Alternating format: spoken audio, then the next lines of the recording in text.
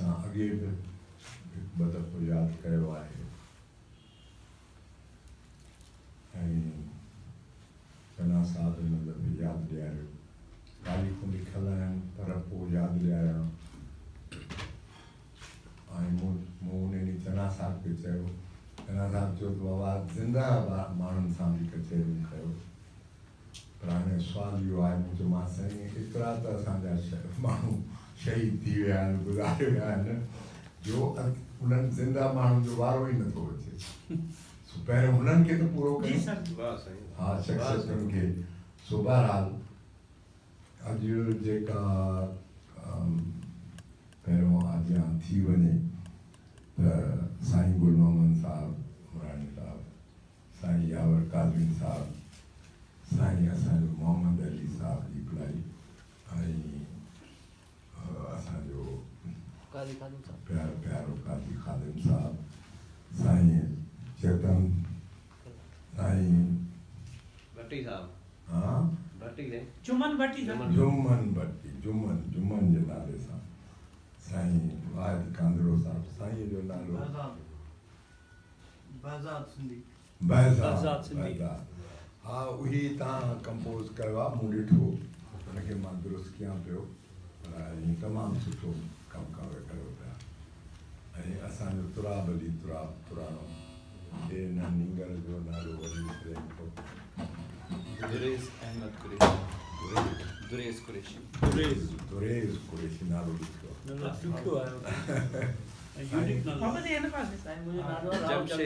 जमशेद अली ज़फर काज़मी साहब जो हींअर मौजूदा स्टूडेंट सम्झो कुझु ई बचिया आहिनि अच्छा मां हिकिड़ो मास्टरपीस ही नियर रिटायरमेंट राव जमशेद अली जमशेद तव्हां ॾाढो ॿुधो हूंदो बाबा जमशेद पायो आहे मूंखे लॻे थो ईअं त हुलियो शायदि ॿियो आहे हा हुलियो ॿियो आहे तॾहिं चमड़ा पोश करे माफ़ी साहब ऐं साईं चना साहब सलीम चना साहब असांजो डॉक्टर अलाह ॾिनो सुमरो साहब ऐं शाहिद साहब सेक्रेटरी साहब मोकल ते आहे उहो मोकल ॿ हफ़्ता वठी वियो आहे त हाणे शादियूं न ॾींदो अटेंड हा शादियूं थो अटेंड करे पोइ मोकल सो ॿ हफ़्ता मोकल थो वठे हीअ आचर बि न ईंदुसि मां ॿियो आचर बि न ईंदुमि पोइ हीउ शाहिद साहब असांजो अॻु में सेक्रेटरी हो पोइ उनखे तकलीफ़ ॾींदा आहियूं मोहबती अची वियो सारंग अली भली आयो जी आयो ऐं असांजो अरशद हमीद ऐं असांजो ऐं ॿियो केरु रहियो ॿियो हू काॾे हो बशीर अहमद त उहो बि असां जो ई मेंबर आहे छाकाणि त लुक आफ्टर असांजो अरशद ऐं हे ॿई ॼणा पिया तव्हां सभिनी जी महिरबानी भली आयो जी आयो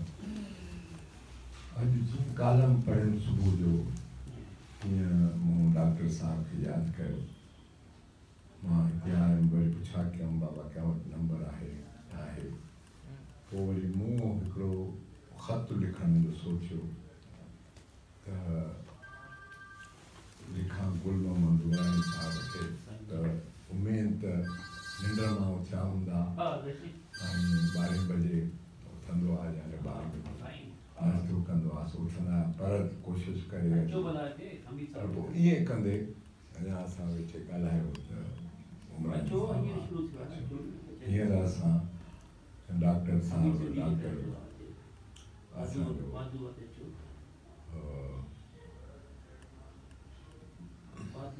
काज़ी खादिम साहब खे यादि कयो अॼु हुन जेको ख़त लिखियो उन में कल्चर डिपार्टमेंट खे ॾोरापा पर मां ईअं सम्झां थो त हीउ हिकिड़ो सिंबॉलिक ॾोरापो हो जेको हुन सॼे सिंधी क़ौम खे ॾिनो आहे कल्चर डिपार्टमेंट सिंध जो डिपार्टमेंट आहे पर रुगो हिन में कल्चर डिपार्टमेंट नथो अचे पर ॿिया बि इदारा जेके आहिनि अचनि था कल्चर डिपार्टमेंट जो जेको असांजे गुल मोहम्मद साहब ज़िक्र कयो आहे उहो सिंबॉलिक आहे ऐं उहो सॼे क़ौम जे लाइ क़ौम जे इदारनि जे लाइ ऐं कल्चर डिपार्टमेंट मां सम्झां थो त उहो जिन मां उन्हनि खे लाभ मिले उन्हनि खे यादि कंदा ऐं उन ते मां कंहिं ज़माने में हिकिड़ो किताबु मूंखे चयो अब्दुल कादिर मंगीअ त सचल ते किताब मूं चयो हे खपी वियो आहे सफ़ा कोन्हे हे मां आरीअ जी शाल जेको सचल ते किताबु लिखियो आहे पोइ उहो मुंहिंजो खणी वरी मोकिलियईं हुन ॾे कलासरे ॾे त कलासरे मूंखे चयो साईं तव्हां अचो हिकिड़ो मिंट असां वियासीं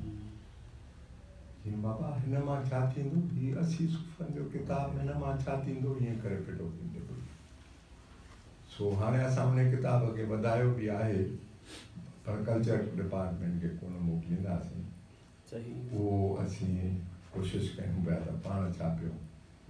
ऐं या कीअं कयूं ऐं रूह रिहाण जा अधु पेंशन ॾेई ऐं रूह रिहाण नए सिर कढीसीं मोहम्मद अली साहब हाँ सो कढीसीं त उहा हली ऐं हिन थोरे खणी थोरो साजड़ो पनो आहे पर माण्हुनि ॾाढी तारीफ़ कई पर ज़बानी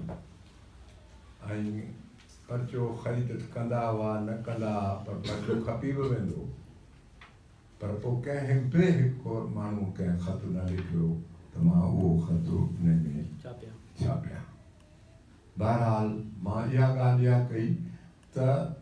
उन मां जिन खे कल्चर डिपार्टमेंट खे लाभ नथो मिले हाणे मां उन पॉइंट खे अचां थो तव्हां उमेद त लाभ सम्झी विया हूंदव त उन्हनि खे लाभाइतो जेको नथो थिए कि जेके नौजवान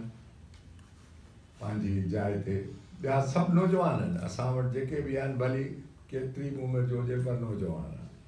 पर उहे नौजवान जेके सिर्फ़ु लाभ खे सभु कुझु सम्झनि ऐं लभण खे सभु कुझु सम्झनि हा त उहो असां उन्हनि लाइ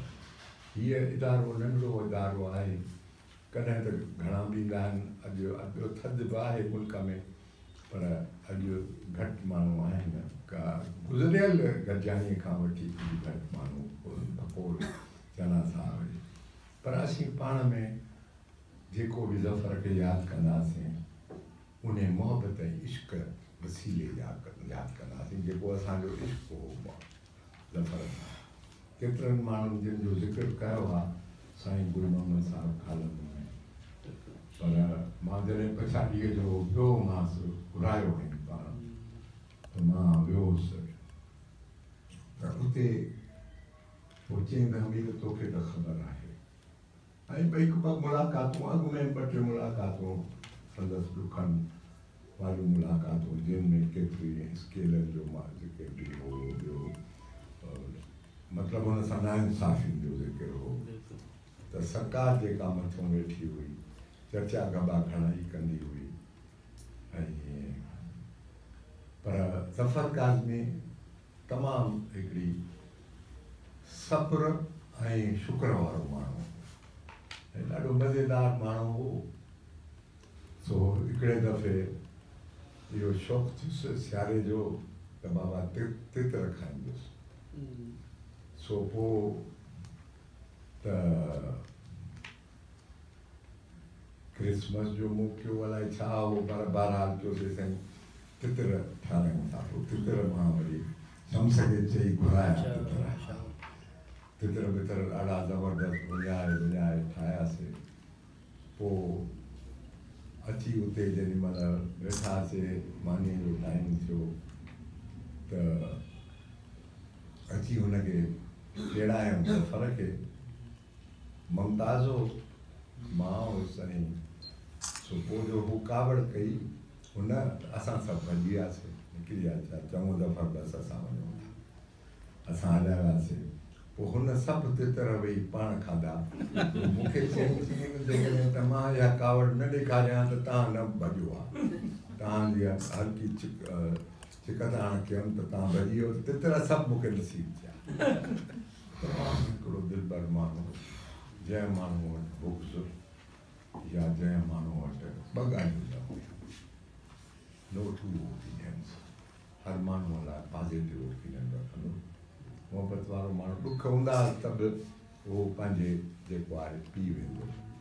मूंखे उन जी घणी क़दुरु ख़बर हुई उन नेगेटिव पहलू मां छाकाणि खुली अॼु बि नथो ॻाल्हायां छाकाणि त अॼु उहे माण्हू त पावर में ताक़त में आहिनि ऐं जंहिंजे करे असीं तमामु जेको आहे सो वेचारा बणिजी विया आहियूं छाकाणि त गुल मोहम्मद साहिबु हिन जी तारीफ़ कंदो या असांजो मोहम्मद अली साहिबु तारीफ़ कंदो त जॾहिं माण्हू पावर में नथो थिए या रिटायर थो थिए त तंहिंखां पोइ उन सां कहिड़ी हालत माण्हू कनि था या जेके पावर में आहिनि उहे त ताक़त त सभु कुझु आहे पर मां सम्झां थो त न इंसानियत सभु कुझु आहे मोहबत सभु कुझु आहे इश्क आहे न ॾिसो अॼु 16 सालनि खां वठी मां फ़क़ीर हक़ीर माण्हू कीअं हलायां थो हिनखे सवाइ पेंशन जे मुंहिंजो ॿियो को ज़रियो कोन्हे उहा अलॻि ॻाल्हि आहे भली कर्ज़ी चऊं छा थियूं पर हिन माण्हूअ खे ही वॾो वॾो फ़न जो माहिर ॼाणूं ऐं हीअं उहो सिर्फ़ु स्केचिंग जो त कमाल जो माण्हू वेठे वेठे हीअं करे स्केच कढंदो पंहिंजी सही स्केच कंदो मूंॾे जेका बि चिठियूं हूंदियूं हुयूं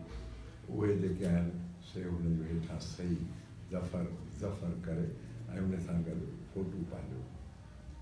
स्केच कढंदो हिन माण्हूअ जा उहे ॻाल्हियूं यादि पवनि थियूं त ॾुख थो थिए त हिन ही माण्हू असां पाण में हथनि मां वयो वियो ऐं हुनजी उमिरि वञण जी कान आहे इन करे मां सम्झां थो त ज़फ़र खे अॻु में बि हिकिड़ो दफ़ो असां यादि कयो ऐं ज़फ़र जो हर दफ़े यादि करणु हर साल असांखे फ़र्ज़ु थो थिए इहा नंढी महफ़िल आहे कॾहिं 20 बि अचनि कॾहिं 40 बि अचनि पर असीं ख़ुलूस ऐं दिलि सां असीं मोहबत सां उन्हनि माण्हुनि खे यादि कंदा आहियूं ऐं हर को माण्हू पंहिंजी हर माण्हू खे वारो मिलंदो ऐं उहो हर को माण्हू पंहिंजे दिलि जेकी लफ़्ज़ चवंदो उन मुताबिक़ जेको आहे सो उनखे यादि करे पोइ जेके दिलि जे अंदरि संदसि अंदरां आवाज़ु ईंदो उहे लफ़्ज़ ॻाल्हाईंदो ऐं असीं अॼु दोस्त सभु गॾु आहियूं ऐं सभिनी जी महिरबानी सभु आयो मां ॾाढो भई हींअर बि यादि पियो कयुमि काजी खादिम खे मुंहिंजो फ़ोन कर त फ़ोन थींदो जवाब ई कोन थो अचे 5 में आओ छा घंटी बंदि तव्हांजी महिरबानी सभिनी जी महिरबानी यावर साहिबु तव्हां हली आयो इतफ़ाक़ सां या हूअं ई हिन तारीख़ुनि में हूंदा आहियो ऐं इंशाअल्लाह ॿिए दफ़े बि ईंदव कचे यादि कंदासीं त ॿियो छा आहे त नयूं ॻाल्हियूं हर दफ़े ज़फ़र काज़मी जे मुताबिक़ मां ही 2 अखर जेके लिखिया हुआ ज़फ़र काज़मी जे लाइ उहे भेटा कयां थो जनाब ज़फ़र काज़मी लखियारी ही मूं हिन में जेको आहे आबिटियो में लिखिया हिन पासे प्रोफाइल हा प्रोफाइल आहे ऐं हिन पासे कमर शहबाज़ आहे सो जनाब ज़फ़र काज़मी लखियारी सैयदनि मां हो जंहिं आमरीअ में 1933 में जनम वरितो संदसि वालिद सैयद मीर मोहम्मद शाह सिंध मदरसतुल इस्लाम जो क़ाबिल उस्ताद हो उहो पंहिंजी अमल खे पहिरियों उस्ताद तस्लीम कंदो हो नंढपण खां भितियुनि कपिड़नि ऐं किताबनि ते के न के शिकिलियूं ठाहींदो हो आज़ादीअ जे तहरीक जे ज़ोर वठण ते अंग्रेज़ीअ जा कार्टून ऐं स्कूल में वरी साईं ऐं उस्तादनि जूं तस्वीरूं ठाहींदो हो। मुसवरी खां सवाइ हुन BA फर्स्ट क्लास म्यूज़ियोलॉजी में इंग्लैंड मां पोस्ट ग्रेजुएशन बि कई। संदसि ख्वाहिश हुई त जेकी कुझु ॼाणा थो सो सिंध खे ॾेई सघां। ही 1971 में सिंध म्यूज़ियम जी हुन 1971 में सिंध म्यूज़ियम जी ज़िम्मेवारी संभाली। उनखे ठाहे जोड़े 1999 में रिटायर थियो। सिंध म्यूज़ियम में रखियल नायाब तारीख़ी शयुनि जो 80 सैकड़ो हिन मुख़्तलिफ़ हंधनि तां हथ करे बिना मुआवज़े म्यूज़ियम में सजाए रखियो। सिंध म्यूज़ियम में असिस्टेंट डायरेक्टर ऐं डायरेक्टर रही उनखे संवारण लाइ ॿुहारियूं ॾिनियूं, कोडरूं हयूं, रस्ता हमवार कया। इहो उनजी तबियतनि में इहा हुई, महिनत ऐं पुरे तमामु। ज़फ़र काज़मी मुसवरी खां सवाइ क्ले मॉडलिंग बि कई। एवॉर्ड ऐं नुमाया ख़िदमतूं सिंध ग्रेजुएट एसोसिएशन पारां Haji Juman Ibrahim gold award 1982, Sindh award Tharparkar मेलो 1985।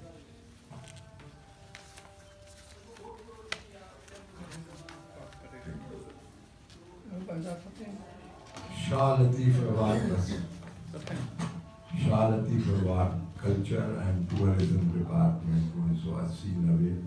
Best performance award Hilal Ahmed Hyderabad 1985। गुल मोहम्मद खत्री अवार्ड सिंधु सभ्यता सोसाइटी 1992 में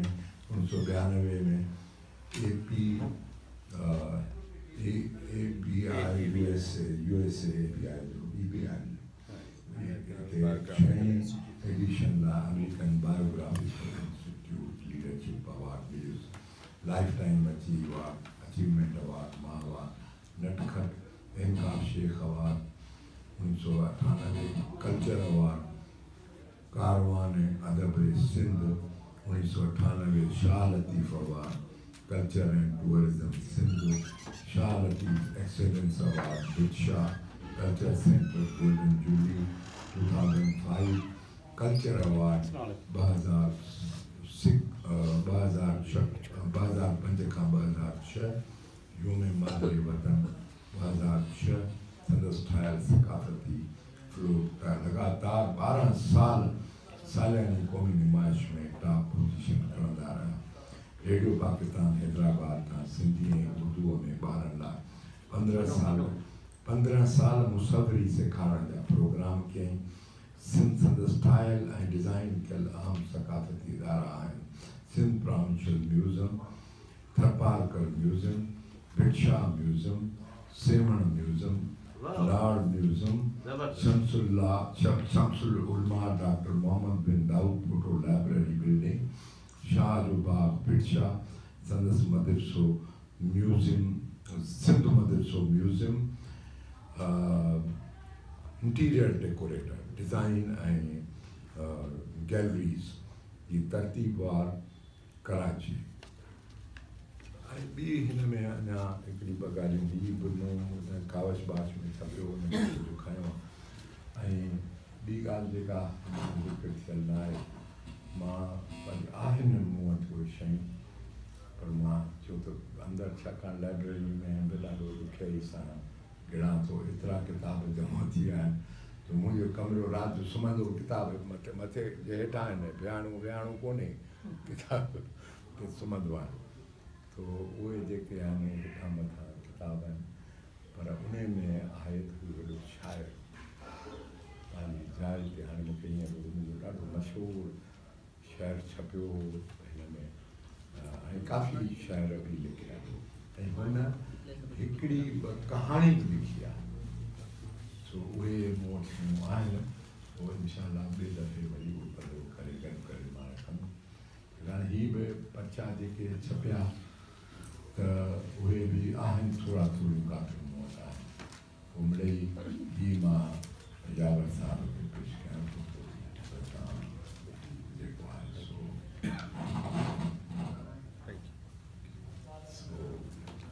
सभिनी जी महिरबानी।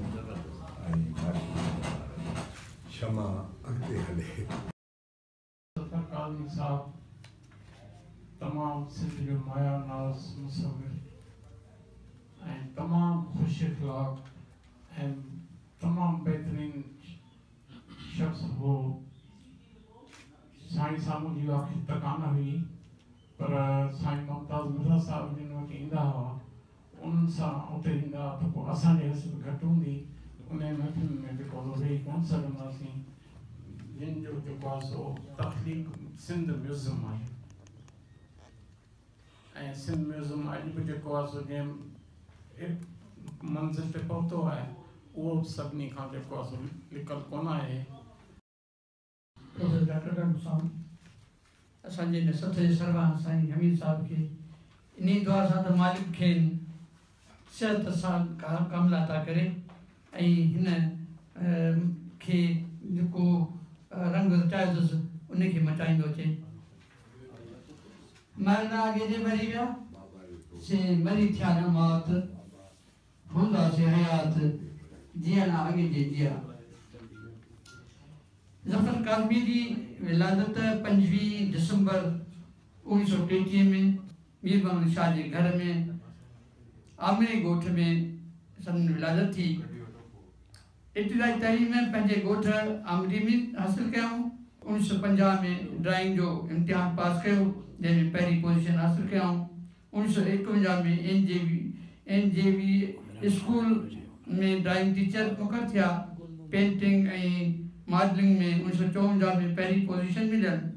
1958 में उन वक़्त जे सदर पाकिस्तान इस्कंदर मिर्ज़ा निमाइश जो इफ़्तार कयो ऐं काज़िम साहिब खे सदर हथां अहवालु मिलियो।